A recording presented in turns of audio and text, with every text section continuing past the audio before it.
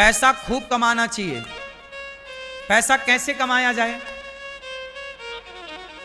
हमारा देश गरीब क्यों है? बोलो, उत्तर दो। हमारा देश गरीब यदि है तो क्यों है? कोई उत्तर दे सकता है इसका? ना, शिक्षा का अभाव है, बात आपकी ठीक है कुछ परसेंट, लेकिन बहुत पढ़े लिखे लोग भी, आज जितना शिक्षित समाज है, पढ़े लिखे नौजवान लड़के क्या बनना चाहते हैं पढ़ लिख कर? नौकर। भैया हमें नौकरी दे दो। तो पढ़ी लिखी समाज भी बन क्या रही है? नौकर। और जिस देश में नौकर ज्यादा होंगे वो देश तरक्की कैसे करेगा? वह देश तरक्की करेगा जिस देश में मालिक ज्यादा होंगे। तो मालिक आज कोई बन नहीं रहा है, सबको क्या बनना है? नौकर। मैं एक छोटा सा आंकड़ा आपको दूं, जो तुम पैसे पैसे की बात करते हो, कमा लो। मैं तुम्हें रास्ते बता रहा हूं पैसे कमाने के। तुम में काबिलियत हो, खूबियां हो तो कमाओ, मैं तुम्हें रास्ते दे रहा हूं। आज हमारे देश में बच्चे खिलौनों से खेलते हैं। वो खिलौने कहां के हैं? चाइना के हैं कि भारत के हैं? आप मोबाइल चलाते हो, मोबाइल चाइना का है कि भारत का है? अधिकांश 80-90% मोबाइल एक भारत का एक भी मोबाइल पहले था, अब वो भी बंद हो गया। मोटोरोला कहां का है? कहीं और का कि भारत का है? एक था माइक्रोमैक्स था, माइक्रोमैक्स करके कहां का था? इंडियन कंपनी थी वो, सुना है मैंने, आप देख लीजिएगा और कंफर्म कीजिएगा। इंडियन कंपनी थी, कोई मोबाइल नहीं चल रहा है। सारी मोबाइल की कंपनियां कहां की हैं? बाहर की, भारत से बाहर की। बोलो हाँ। अब बताइए, मोबाइल बना रहा है चाइना, खिलौने बना रहा है चाइना, प्लास्टिक के दिया बना रहा है चाइना। अभी इस दीपावली में ऐसे दिया बनाए चाइना ने कि पानी डालने से जल रहे थे। बोलो हाँ।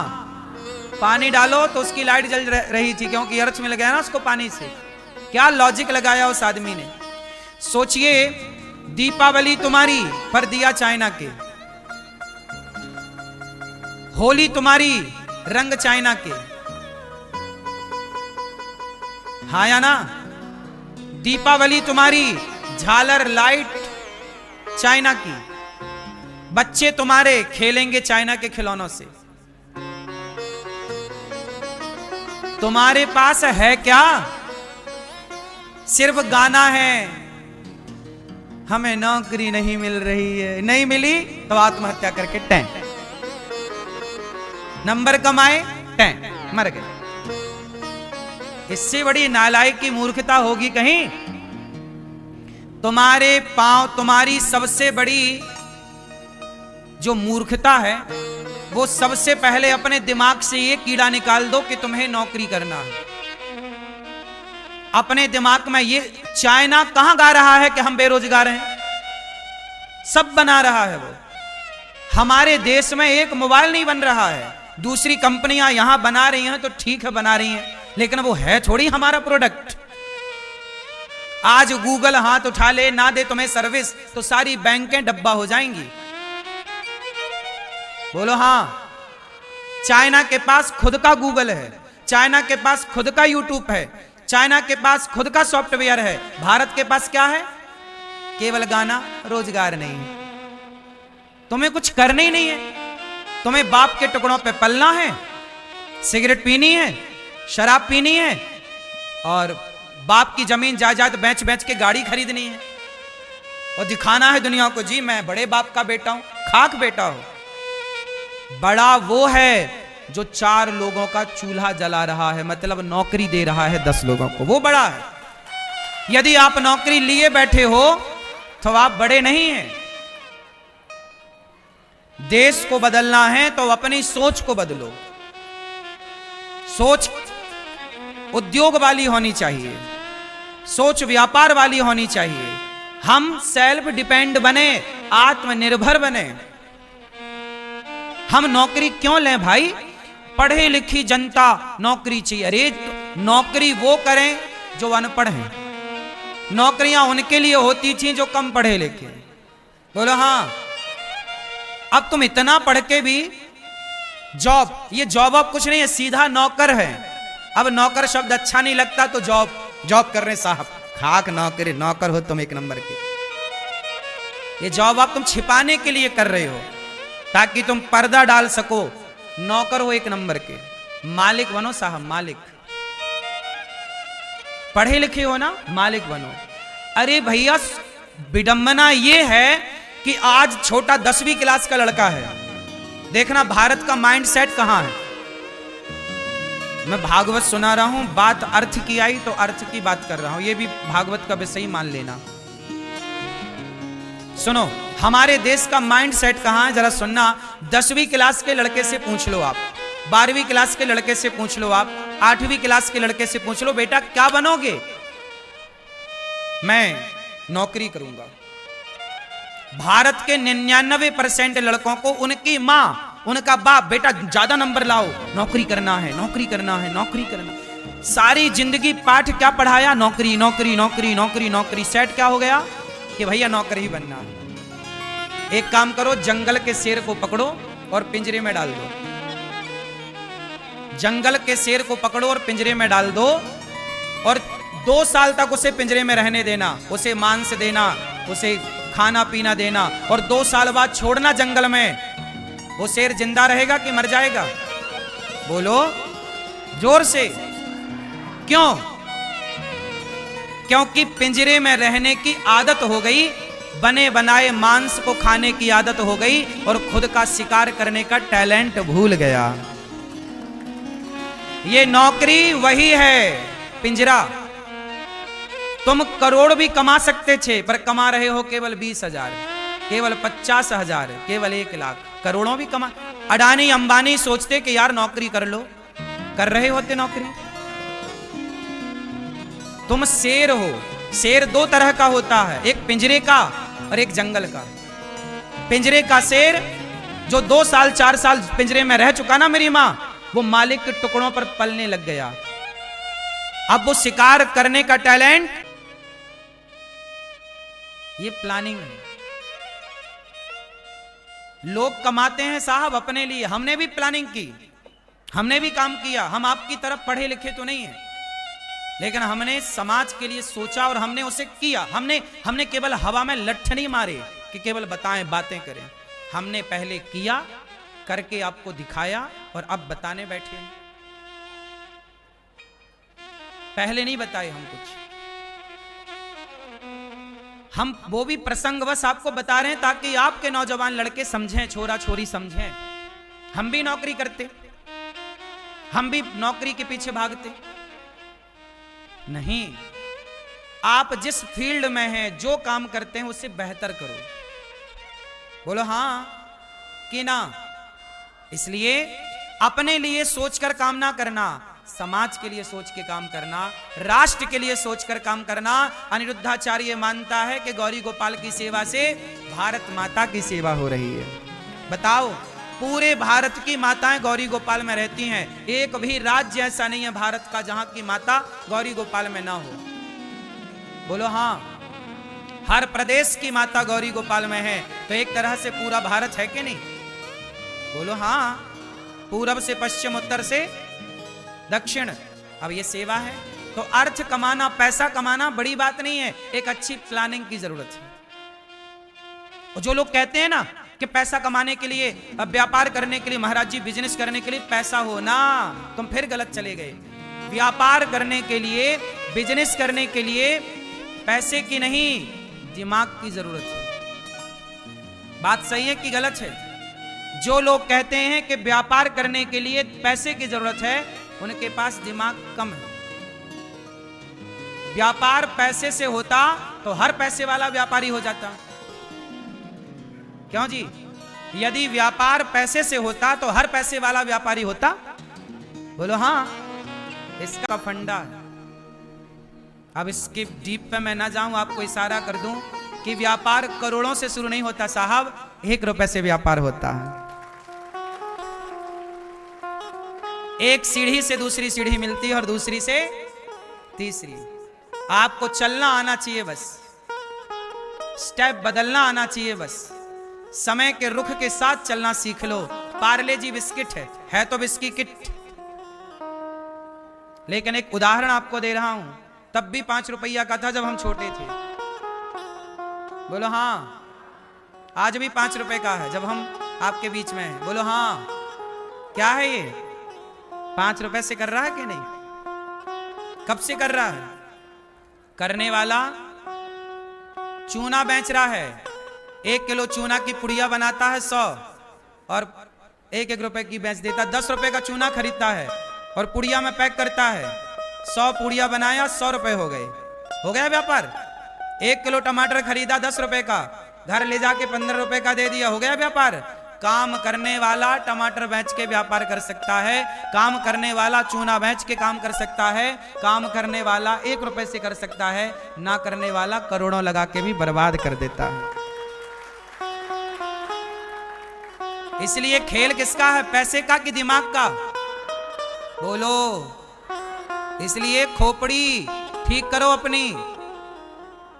जो कचरा भर रखा है नौकर का, पहले तो वो हटाओ। और नौकरी लेने वाले मत बनो। नौकरियां, जिस दिन भारत नौकरियां देने वाला बन गया, जो व्यक्ति निंदा चुगली करेगा वो ना चाहे तो भी परेशान रहेगा, क्योंकि वो निगेटिविटी उसके साथ है ना। भाई एक बात बताओ, माचिस है, माचिस की तीली निकालो और जरा जलाओ, तो माचिस की तीली किसी और को बाद में जलाती है, माचिस की तीली स्वयं को पहले जलाती है। बात सही है कि गलत है? माचिस की तीली भैया किसी और को दिया बाद में जलाएगी, चूल्हे को बाद में जलाएगी, लेकिन वो तीली पहले स्वयं को जलाएगी। बोलो हाँ कि ना? यही है। इससे सीख ये मिली कि जो दूसरे का बुरा करता है, दूसरे के बारे में बुरा सोचता है, उसका बुरा वो कब कर पाए ना कर पाए, पर खुद का बुरा पहले कर लेता, खुद को पहले जला लेता है। आप दूसरे को जला पाएंगे अलग विषय है, कब जलाएंगे, कितना जलाएंगे, लेकिन स्वयं को पहले जला रहे हैं आप। ये निंदा और चुगली के साइड इफेक्ट है। आपके घर में डर लगता है आपको, कई बार आपका घर ऐसा है जैसे खाने दौड़ रहा है आपको, आपके घर में नेगेटिविटी ज्यादा है, घर में रहने का आपको मन नहीं करता, क्योंकि घर का वातावरण आपने ऐसा बना रखा है। इसलिए मैं आप सबसे कहूं, अपने घर को ही मंदिर बनाइए। अपने घर को क्या बनाइए? मंदिर। कैसे बनेगा? पॉजिटिविटी से।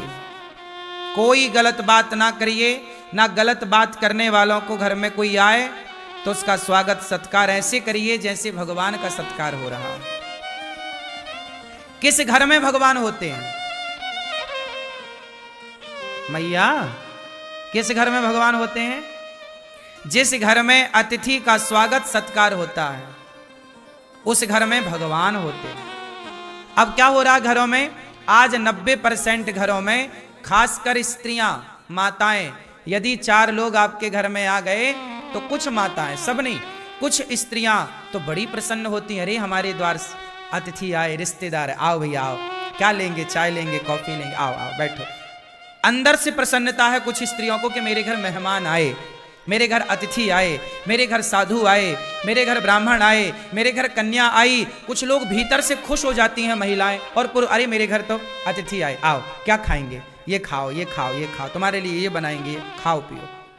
और कुछ लोग कैसे होते हैं, किसी के घर मेहमान आ गए तो उनका सिर चढ़ जाता है, अरे कहाँ आ गए, बनाना पड़ेगा खाना। मेहमानों को देख करके जिन स्त्रियों का सिर चढ़ता है वो घर ही नरक की श्रेणी में चला जाता है, अपने आप नरक की लिस्ट में चला गया। उस घर में भगवान कभी नहीं आते। जिस घर अतिथि जिस घर में नहीं आए, अतिथि का सम्मान जिस घर में नहीं हो, उस घर में भला भगवान का क्या काम है? इसलिए कहते हैं अतिथि देवो। जिस घर में मां प्रसन्न है, जिस घर में मां खुश, पिता खुश, अतिथि खुश, वहां भगवान भी चलकर जाते हैं।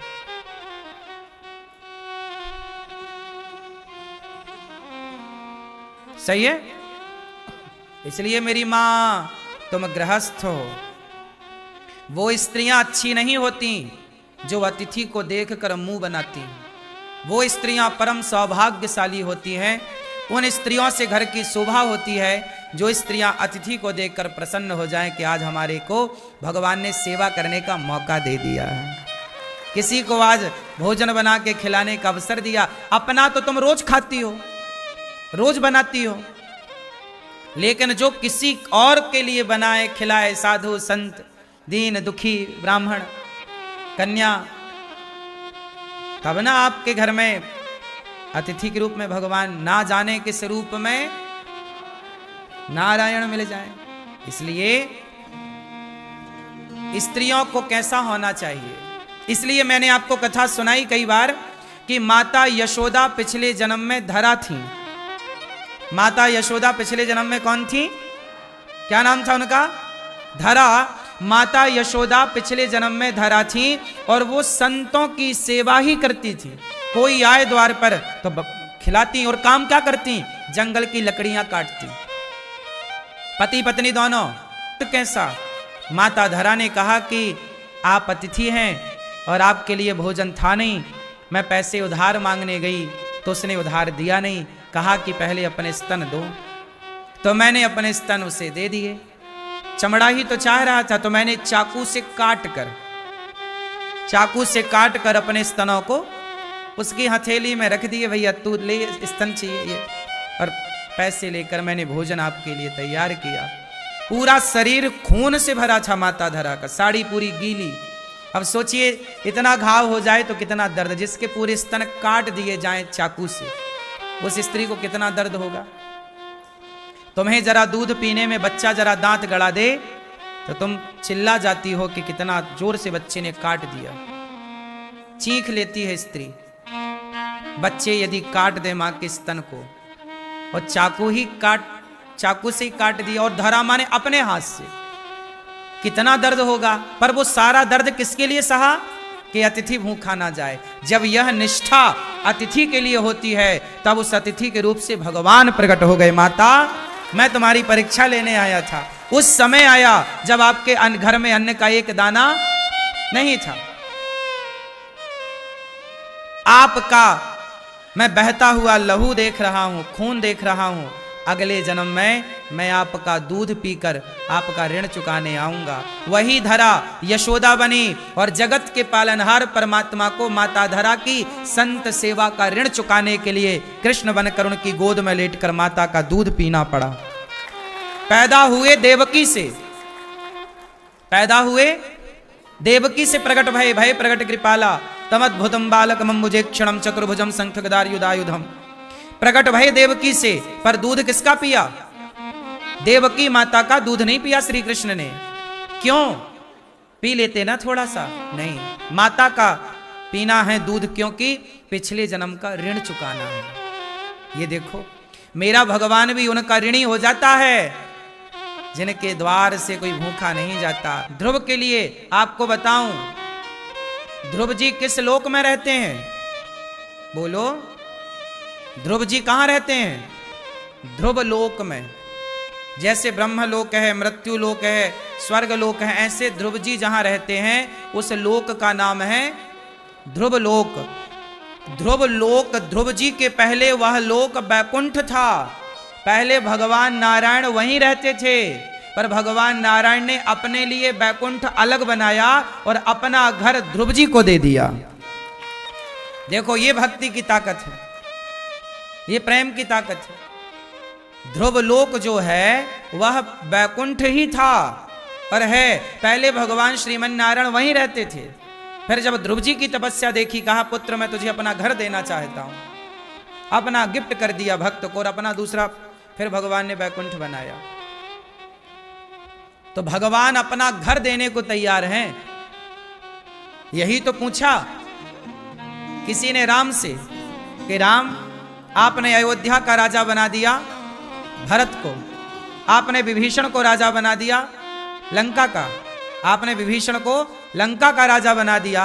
यदि कल रावण आपकी शरण में आ जाए कि राम मुझे क्षमा कर दो, राम जी विभीषण को कहां का राजा बना चुके हैं? जोर से, कहां का? लंका। जो संपत्ति से रावण ही दीन दिए दसमात, सोई संपत्ति विभीषण ही सकुच दीन रघुनाथ। राम जी ने विभीषण का राज्य तिलक कर दिया। विभीषण क्या बन गए? राजा। कहां के? अच्छा, राम जी से किसी ने कहा कि विभीषण को तो आपने लंका का राजा बना दिया, यदि रावण आपकी शरण में आ जाए और कहे कि क्षमा कर दो, तो फिर रावण को कहां का राजा बनाओगे? आपकी तो बात झूठी हो जाएगी। फिर तो या तो विभीषण को राजा बनाओ या रावण को। तब राम ने मुस्कुराते हुए कहा कि यदि रावण मेरी शरण में आ गया तो शरणागत कहूं जे तजहि, मैं त्यागता नहीं शरण में आए हुए को। जो शरण में आ जाएगा उसे मैं त्यागूंगा नहीं। सन्मुख हो ही जीव मोहि जबहि, जन्म कोटि अघनासहि तबहि। शरण में आ गया यदि रावण, तो मैं विभीषण को लंका का राजा बना चुका हूं। रावण शरण में आएगा तो मैं रावण को अपने बैकुंठ का राजा बना दूंगा। भगवान है ना, भगवान तो ऐसी कई पृथ्वी तुरंत प्रकट कर सकते, कई बैकुंठ बना सकते। भगवान है वो, कर तुम अकर तुम अन्यथा कर तुम सर्वसामर्थ, क्या नहीं कर सकते। इसलिए मेरी मां ध्रुव जी महाराज जब तपस्या किए तो भगवान ने दर्शन दिया, पुत्र कुछ मांग लो। ध्रुव जी को भगवान ने राजा बनाया, जाओ समाज की सेवा करो।